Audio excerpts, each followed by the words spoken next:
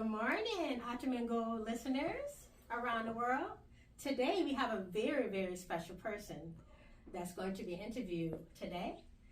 His name is John Randle Martin. He is from New Jersey and he relocated with his family to Connecticut. Sadly, when he was a child, he lost his parents. So his grandparents and his aunt had to raise him. However, he excelled in school.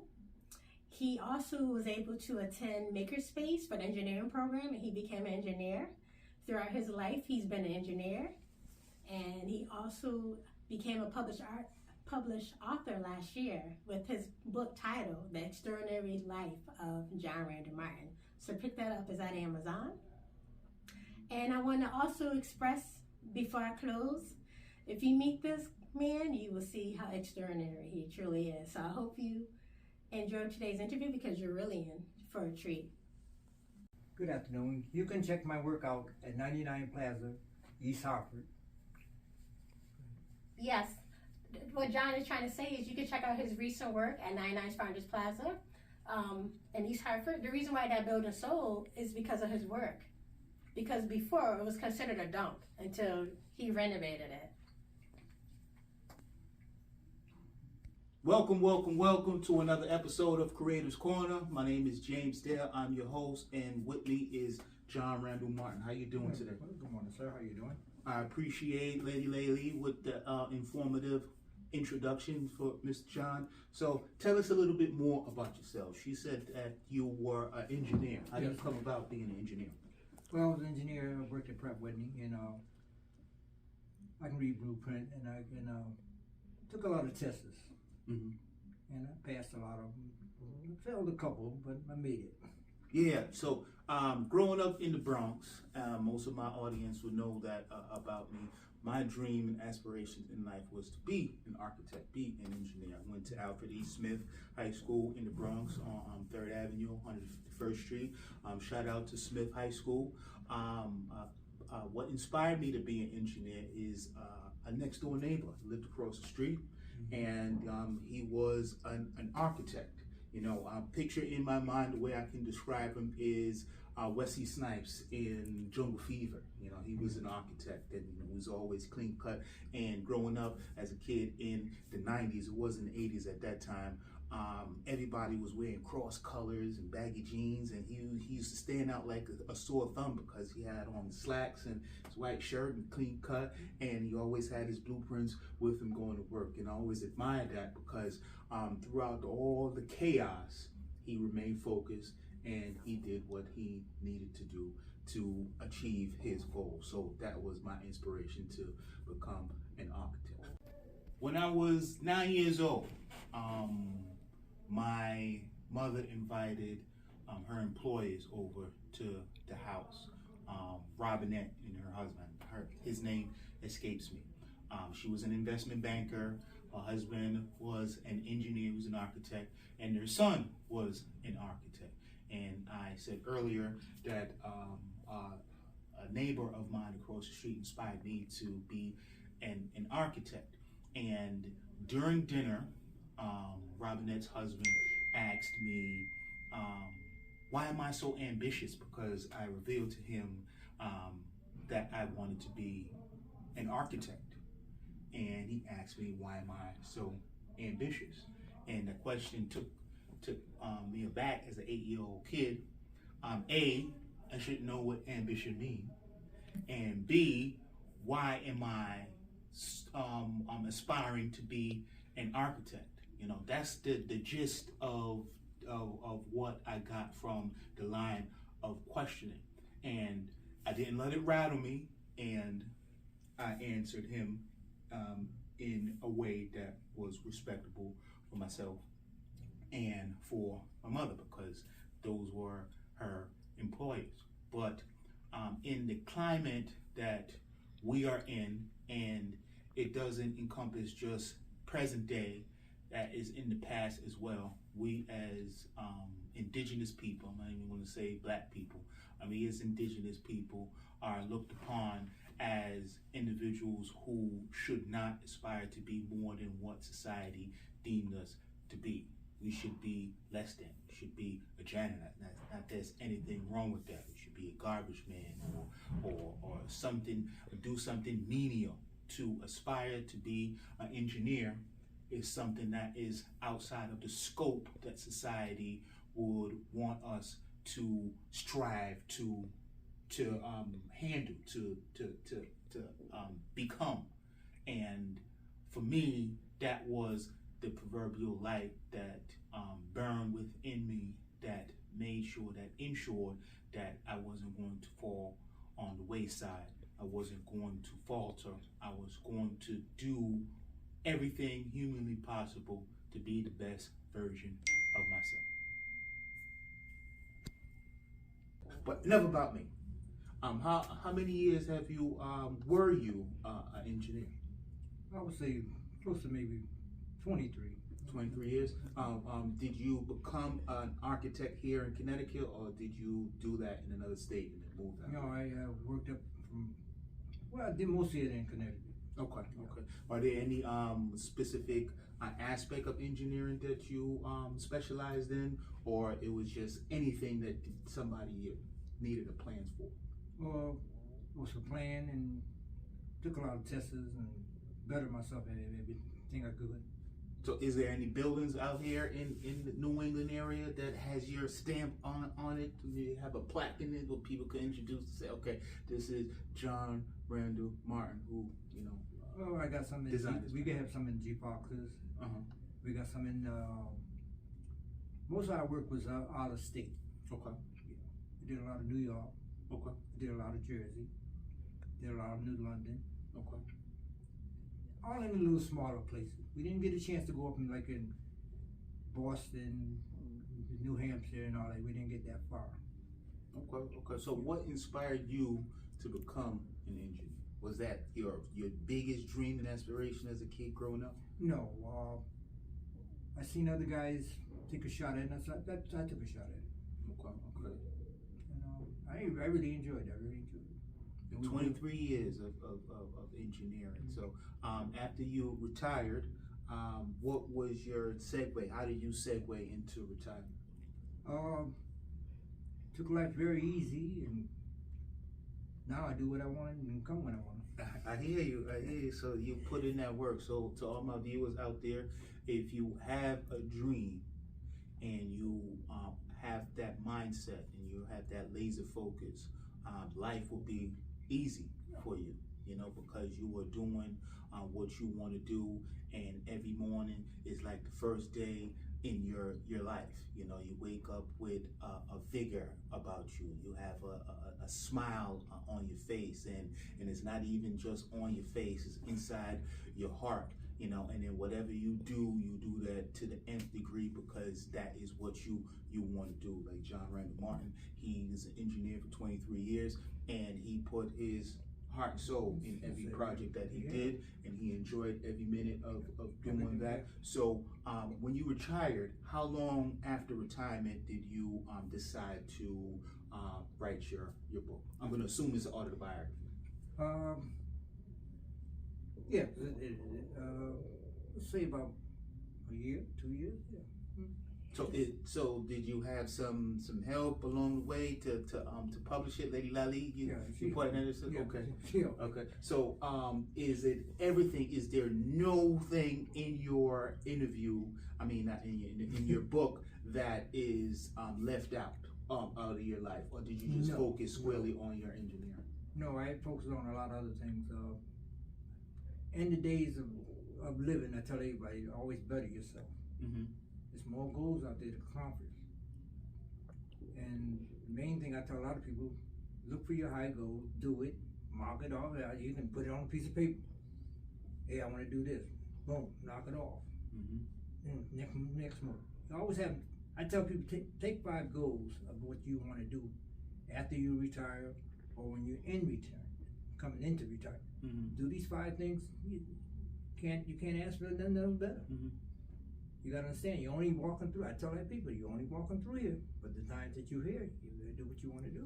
That's true. So, your list. Do you have 5 things on your list, and how far down on your list are you at this moment? Right now, I didn't come through all my 5 lists. Okay. I'm just taking it, like I said, day by day. day by day. That's what you're supposed to do. That's what you're supposed to do. That's great advice for the people out there, Yeah. you know, and you have to be mindful. That's what he's talking about, mindful, and you have to manifest what you want to do in life, because we are sentient beings.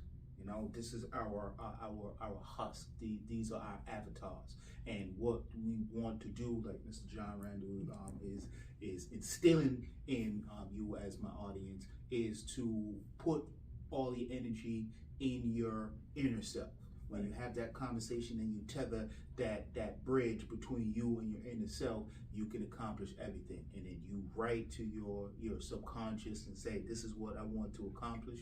And subconsciously, it's like a computer program, you know, software. You know, you put the O's and the ones in the software, and once you press enter and you put it in there, the software don't have a choice but to do what you command it to do. So that's what manifesting and being mindful is. You know, you have to treat this life as a one-off thing, and if you make a mistake, don't continue to make that mistake. Learn from your mistake, learn from other people's mistakes.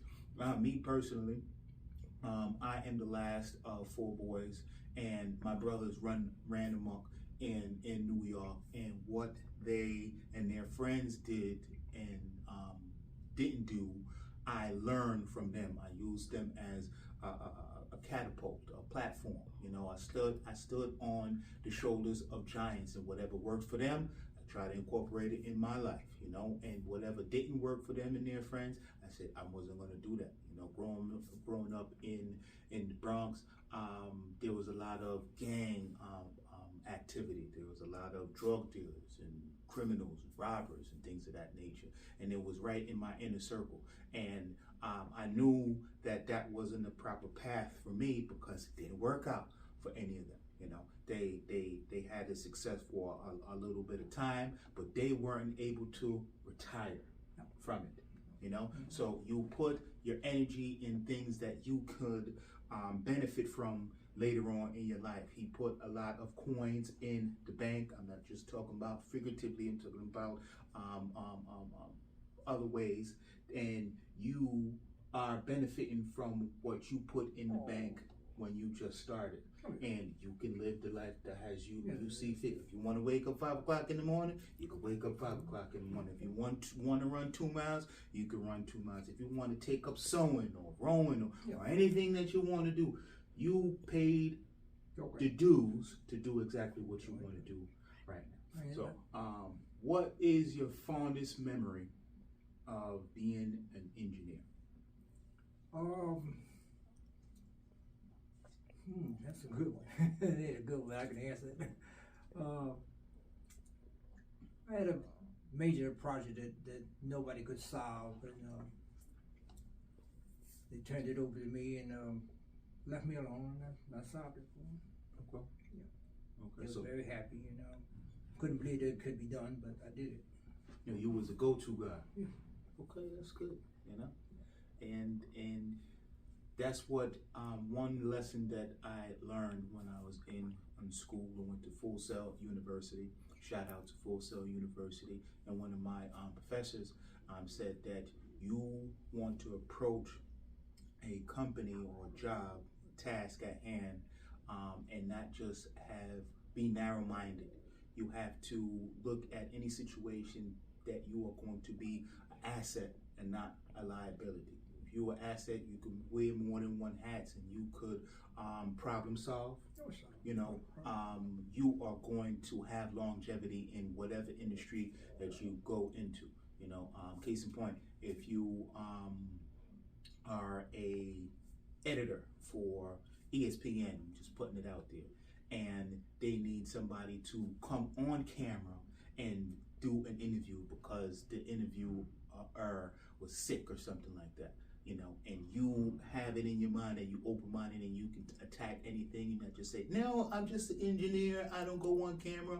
Boom, that can be something that you do on the side, and that can be a segue for you when you retire, because interviewing is not easy, but it's fulfilling because you get to interview people who contributor to society Yes. and have something to say to society, and you could be a part of great history in that, and can inspire another mind out there to do something in their life that they always wanted to do, but they don't know how to approach that, what the mindset that they need to do whatever they want to do, and showing a success story, showing somebody who can and did what they wanted to do in life very seamlessly, could inspire somebody to do the very same thing. You know, so I thank you, John Randle, and I went to an event with you in Brooklyn, and you had a lot of words of wisdom to tell to the artists there at the Just Creatives conference in Brooklyn there. Please inspire the people. What kind of tidbits that you have in your mind? Because you dropped one jewel earlier, and what inspirational tools that you have for my audience that they can go off and gravitate to and pull from when they need to? Well, I'm gonna be honest and straight up with you. In life, you're only walking through here. The whole thing in life, you gotta open your eyes. You gotta see where you're going. And all bad habits, leave them alone. They'll pull you down. I'm gonna name 5 of them. Mm-hmm. Cigarettes, Mm-hmm. drinking, Mm-hmm. gambling, Mm-hmm. running the street. Mm-hmm. And stay on the right side of the street. You'll make it. Mm-hmm. You jump over to the left, it'll pull you down. Mm-hmm. And I tell everybody, me, I can walk on the right side of the street, I can go up, and I can come down. Go on the left, I'm going down to my knees. Mm-hmm. Don't need it. Right, right. And you don't have to worry about looking over your shoulder No. if you do something wrong. If you wrong somebody, you have to worry about somebody catching you off guard or saying, hey, you did X, Y, and Z to There you me, and I'm here for the payback. That was one of the lessons that my mother taught me. You know, she came here in the 70s with my dad from Jamaica, and they always said that you have family back home that don't have the opportunity that you have. You know, don't squander it. There's no, I'm going to use the term from Talladega Nights. Ricky Bobby's father told him, he said, if you're not first, you're last. It's not true because you have second, third, and fourth, but the mindset is that, you know, you are going to succeed no matter what. Even if you're second or third, is a success because you put forth that energy to finish what you're doing. Don't start a project that you're not going to put your all in and finish. If somebody else had a better view of what the outcome is going to be, and the result was they got a higher grade or became in a higher position than you, that's great. You congratulate that person. But as long as you put your best foot forward and you are your best version of yourself, there's nothing you can ask for. And another lesson she always said to us is, if you get yourself in trouble, get yourself out of trouble. You know, don't rely on anybody else to help you get yourself out of a situation that you got yourself into. So I lived by those mottos and those jewels that was bestowed upon me when I was a kid growing up, and I've garnered a lot of success because anywhere I do, anything that I do, any project that I pick up, try to put 100% into it. If I fail, then I say, okay, this is why I did wrong, and this is what I need to do to correct those mistakes. And once you have that mindset that you can reset and pivot in life, you'll accomplish great things moving forward. So I am going to share my experiences as a student of engineering in Smith High School. Mm-hmm. I used to love being neat, right? And you have to be neat being an engineer, because if you're not neat, you will mess up and smear the paper. You know, you had to put something on your arm to ensure that the the pencil work wouldn't smudge. That aspect I loved. I loved putting out the outline and the mathematics that went into designing everything. You had to be specific from the beginning to the end, because if you're building a building and you're off 1 centimeter from the foundation, it's going to be off a foot or so by the time you get to the roof. So you got to be specific. So being an engineer and a successful engineer that had a career for 23 years, you have to be meticulous in life. Everything has to be pretty much like OCD, like God touched it. You know, so I'm going to assume that in your house, nothing is out of place. Even if there's rodents or rats or anything in your place, they have to say, we have to put this stuff back in this place, because when John Randle comes home, he's going to know that we was here. My dad was like that. He had OCD, and he was a mason, you know. That building that was in, I don't know if any of you guys remember, in Spider-Man, the Daily Bugle. That building, that corner, the building in the corner, the famous building, he helped renovate that building back in the days. You know, he was a bricklayer, and I aspired to be a part of some kind of building trades growing up, because I loved the fact that people had a purpose in life. Engineers, construction workers, masons, the cement men, the electricians, those people, they have the plumbers, they have a mission in life to ensure that everything goes together. And once everything is all said and done, then they can relax. But when the job is at hand, nothing else matters. They had the blinders, like a horse in a horse race. They put the blinders on them and nothing else matters. They have to tune out the world. So anybody else in the lives of engineers, don't feel bad that, you know, they didn't pay you any attention, because they had a job, they had a purpose, you know, in life. And that was gratifying for me. Being an actual engineer, I just did the training. What did you take from engineering? What was the thing that woke you up every day to go back to doing blueprints? Well, what woke me up every day, it was a beautiful job. I like to take the tests. I had, you know, other guys maybe always said they always wanted to be smarter than I. I said, I'm not smart, I'm just, you know, I'm a normal person. Gave me the shot, you know, I passed it. But I had a lot of respect behind it. That's the main thing. When you pass the test, you got a lot of respect behind it. No respect, you're not going to pass the test. Right. And then you got to know people too. Yeah. That's the main thing. But I knew all good. I didn't know no bad. Bad, I left alone. Yeah. It was all good. If you did know any bad people, you wouldn't have the longevity that you have now. I don't bother with that.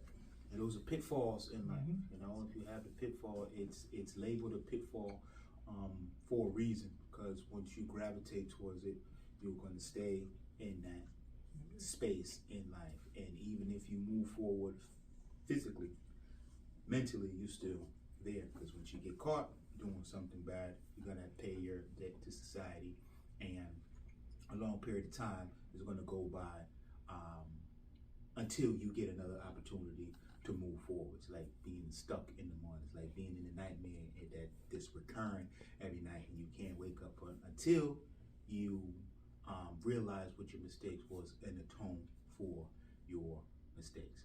So what is the title of your book? I want to make sure that my audience get the specific title so they can go on Amazon. She's good at it. We must be. Look at his theology. The name of the book is The Extraordinary Life of John Randle Martin. It's on Amazon. Exclusively on Amazon. It's not on Barnes & Nobles or anything. Exclusively on Amazon. So it's independently published, right? So you guys go out there and get that book. It's a fascinating book, and this is a fascinating man, and this is Black History Month.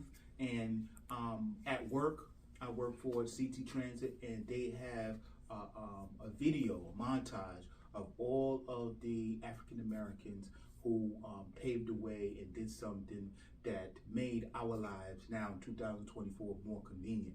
And it's not your regular figureheads. It's not just your Martin Luther King or your Malcolm X or anybody else. It's individuals that paved the way on a small scale that will help the next generation to chase their goal.